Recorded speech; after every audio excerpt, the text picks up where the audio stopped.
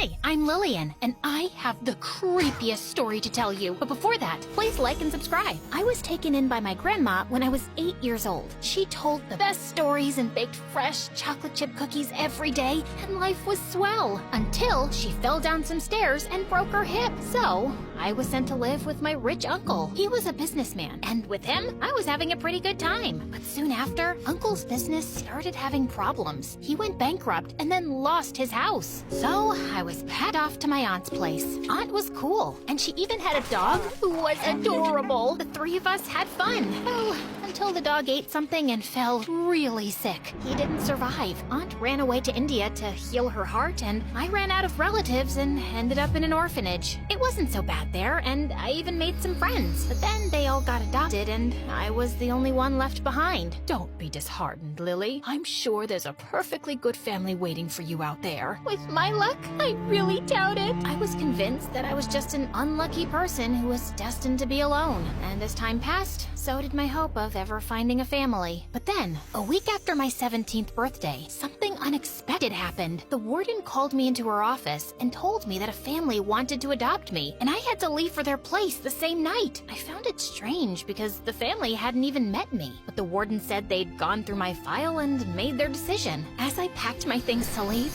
my heart swelled with happiness at the thought of having my own family. But when I reached the address I'd been given, my heart dropped to my stomach. It was a rundown motel located next to a cemetery. Tall iron gates, huge windows, moldy walls. The place looked terrifying. Just then, the main door opened and this lady walked out who looked like she was dressed up for a Halloween party. Hello, you must be Lillian. I'm Mrs. Edwards. I'm sorry we couldn't come to pick you up.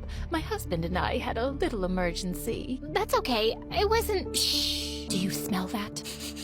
Looks like it's going to rain any second. Why don't you get your stuff inside and I'll show you around. Oh, and did I say how happy I am to see you? I would smile, but I have this condition where my face muscles don't flex the same way anymore. Come now. Mrs. Edwards took me inside the house seconds before it did start raining like crazy. She showed me around the motel, which was just as creepy from the inside. And then we went into the dining hall where I met her husband, who seemed just as odd as his wife. And then, just as I was about to sit at the dinner table, this girl came out of nowhere and pushed me away. You can't sit here, you ugly toad. Why not? It's empty. Don't talk back to me. My house, my rules. Ivy, can you please calm down? Lillian, why don't you sit next to me, dear? Now, Ivy, greet your sister nicely. We must make her feel welcome. She is not welcome, and she is not my sister. And with that, Ivy just ran off, leaving Mrs. Edwards making excuses for her behavior. Mr. Edwards just shook his head apologetically.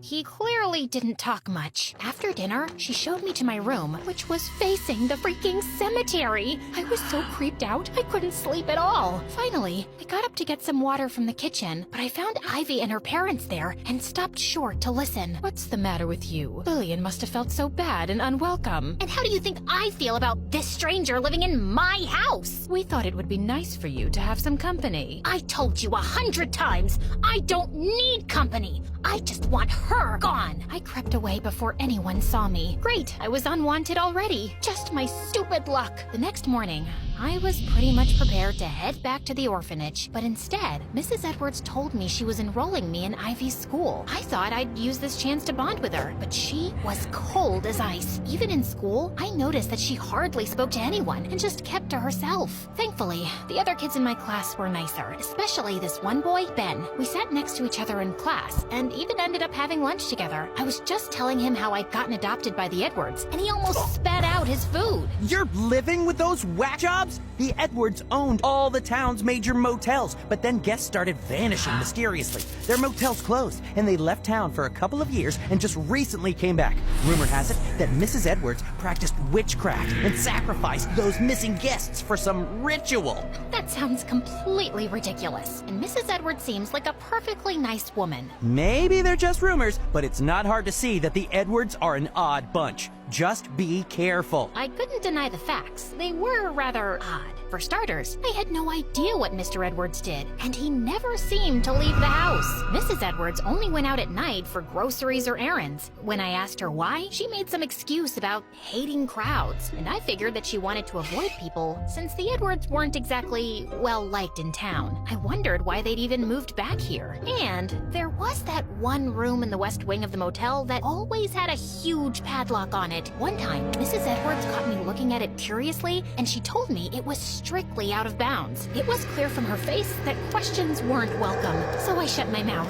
One night, as I was studying late in my room, I heard someone talking in low voices outside. I peeked out a few seconds later to see Mrs. Edwards and Ivy walking down the hallway, and I couldn't stop myself from following them. They went up a spiral, narrow staircase to the rooftop, and as I watched them from a safe distance, they held hands and closed their eyes. Minutes after, Mrs. Edwards took out a huge flashlight from the bag she was carrying, and they started flashing it in a weird pattern. A chilly breeze made their nightgowns flail in the wind, and I couldn't help thinking that they kinda looked like witches. When they were done, Mrs. Edwards put down the flashlight, and the two hugged tight and cried. Do you think our message went through, Mom? I'm sure it did, honey. I left quietly before they could spot me. It was obvious they wanted to keep this a secret. But who could they possibly be sending messages to? What if they were summoning spirits? Wasn't it bad enough that we lived next to dead people? The next day at school, I was walking into the cafeteria with Ben when I saw some girls surrounding Ivy and throwing their food at her. I was about to rush to her rescue, but she just ran out of there. I followed her into the bathroom, and I could hear her crying in one of the cubicles. Ivy, I saw what happened, and you don't have to put up with this. Come with me. We'll report it to the principal. The door suddenly flung open, and she pushed me out of her way, her eyes red. Why do you care? It's not like you don't think I'm a weirdo, just like everyone else. I'm sure you've heard all the rumors about our family. Maybe we are weird, and maybe I am crazy. And that's why I'm all alone, and always will be. No, you won't. I'll be there for you. If you let me, I don't care about any rumors, and I don't believe them. I like you guys, and who cares if you're a bit weird? Normal's boring. Ivy looked surprised, then gave me a weak smile. We reported the bullies to the principal, and after that day, she started warming up to me, and she was actually fun to be around. She was also really smart and beat me in every round of Scrabble and chess. Then one day, Mrs. Edwards took us out to watch her favorite horror movie, and I had a great time. Oh my god, the way you jumped out of your seat and sent popcorn flying everywhere was hilarious! I almost peed my pants. And dropped soda all over me, but who's counting? Yeah, sorry about that, Mrs. Edwards. Just call me Mom. Mom winked at me, and for the first time in my life, I felt like I had a family. A strange one, for sure, but I had a place to call home, and I was truly happy. Soon, I even started inviting Ivy to my plans with Ben, and while she was always a sport, I could tell Ben was really uncomfortable around her. Here, I baked my very famous choco chip cookies. Why don't you try one? Oh, sure.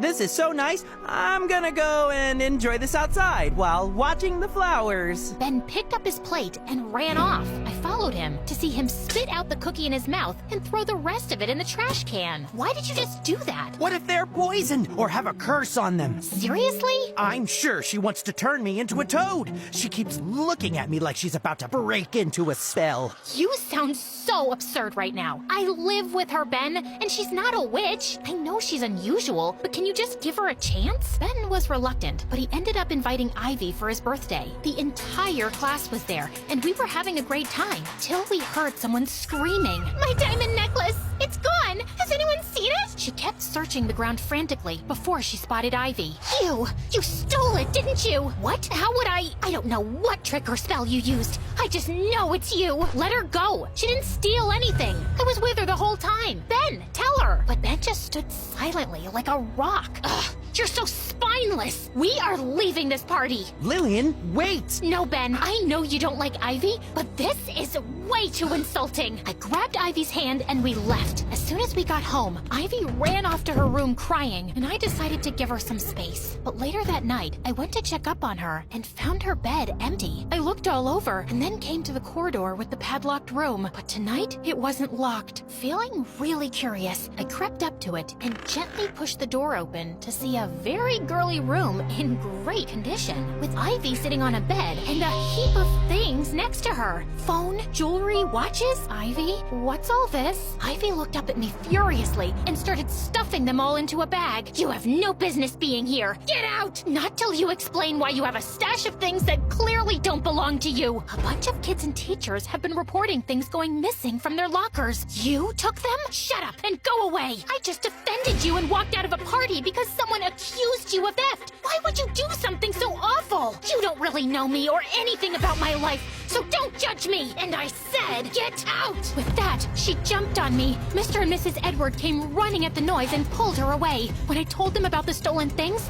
they looked appalled. They told me they'd return all the stuff to school and then took a crying Ivy away to her room. They gave me no more explanations, just leaving me in the dark as usual. But I crept up to Ivy's closed door and pressed my ear to it. I know it was wrong, but I had to do something. What if Lily reports me to the police? She won't, honey. Also, I'll talk to the warden and see what we can do. The warden? Like my orphanage warden? Oh my god, they were gonna send me back. My bad luck had ruined everything again. I just couldn't go back to the orphanage. I wouldn't. So I packed my stuff and ran away. I kept running till I finally saw a bus, but just as I was climbing in, I slipped on one of the steps and fell backwards. My head hit the curb, and then I slipped into darkness. When I opened my eyes, I was in the hospital, surrounded by Mr. and Mrs. Edwards and Ivy. What happened? Why am I here? Oh, thank God you're awake. You hit your head and fell into a coma, Lily. It took us days to find you. What were you thinking, running away like that? I heard you and Ivy the night I left, and you said that you were going to talk to the warden. I didn't want to go back to the orphanage, so I ran away before you could send me. What? We weren't talking about the orphanage. Mom was saying she talked to the jail warden about arranging a visit. I guess I should start from the beginning.